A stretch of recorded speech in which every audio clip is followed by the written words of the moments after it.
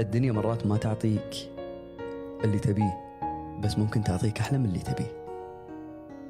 ممكن في شيء أنت تسعى له، بس الله سبحانه وتعالى يصرفه عنك ويعطيك اللي ما كنت بيوم من الأيام تحلم فيه.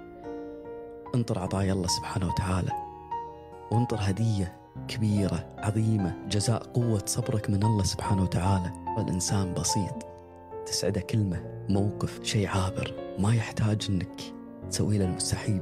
الله سبحانه وتعالى خلق الإنسان بسيط في تعابيره وفيما يود، ولكن خلقنا نحن من رغبة لا تنتهي. فارضى باللي أنت تبيه وارضى باللي عندك، عشان الله سبحانه وتعالى يبارك لك فيه ويعطيك أحسن من اللي أنت تبيه. ترى والله العظيم مرات الأشياء اللي عندك اللي هي ما هي بعينك شيء وايد كبير عند وايد ناس، فاحمد الله سبحانه وتعالى على هالنعم.